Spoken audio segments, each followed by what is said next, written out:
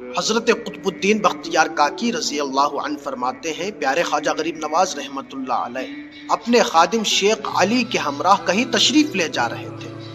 درمیان راہ میں ایک شخص نے آپ کے خادم کے دامن کو پکڑا اور برا بھلا کہنا شروع کر دیا۔ پیارے خواجہ غریب نواز رحمت اللہ علیہ کو جلال آیا، ناراض ہو کر فرمایا، کیا بات ہے، تو نے دامن پکڑا اور برا بھلا کہا؟ بری بات، ظلم اور بد خلقی کے خلاف ناراض ہونا ایمان کی پختگی اور مضبوطی کی علامت ہے۔ پیارے خواجہ غریب نواز رحمت اللہ علیہ جلال میں آ کر ناراض ہو کر ہی راجہ پرتوی راج کو گرفتار کرایا، ناراض ہو کر ہی اونٹوں کو زمین پر بٹھایا تو پھر نہ اٹھ سکے جب تک معافی نہ مانگی گئی۔ پیارے خواجہ غریب نواز رحمت اللہ علیہ ناراض ہو کر ہی انا ساگر کے پانی کو ایک پیالے میں بند کر دیا تھا۔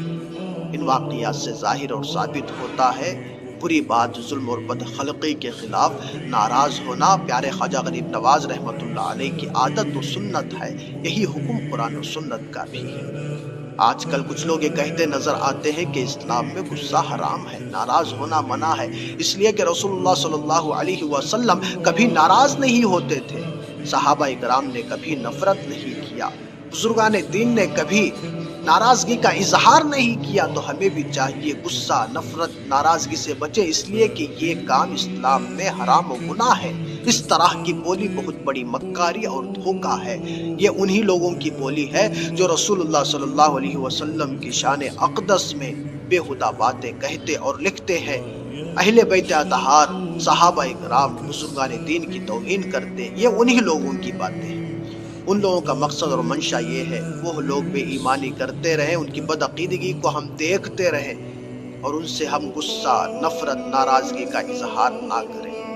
منافق، بے ایمان، ظالم و جابر کے خلاف ناراض ہونا، ناراضگی کا اظہار کرنا حضور صلی اللہ علیہ وسلم، صحابہ کرام، بزرگان دین سے ثابت ہے۔ ثعلبہ ابن ابی حاتم نے زکوٰۃ نہ ادا کی تو اللہ تبارک و تعالیٰ نے ناراض ہو کر اس کے حق میں آیت کریمہ نازل فرمائی۔ رسول اللہ صلی اللہ علیہ وسلم صحابہ کرام کی موجودگی میں ثعلبہ پر جلال اور ناراضگی کا اظہار فرمایا۔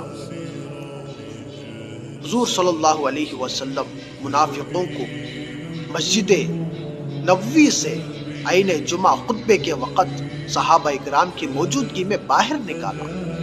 واقعات سے ظاہر اور ثابت ہوتا ہے، اگر کوئی رسول اللہ صلی اللہ علیہ وسلم کی شان اقدس میں، اہل بیت اطہار کی شان میں، صحابہ کرام کی شان میں، بزرگان دین کی شان میں اگر کوئی بےہودہ باتیں کہتا اور لکھتا ہے تو ہمیں چاہیے اس شخص کے خلاف ناراضگی کا اظہار کریں اور انہیں منہ توڑ جواب دیں۔ زندگی یہ نہیں ہے کسی کے لیے، زندگی ہے نبی کی، نبی کے لیے نہ سمجھ مرتے ہیں، زندگی کے لیے جینا مرنا ہے سب کچھ نبی کے لیے۔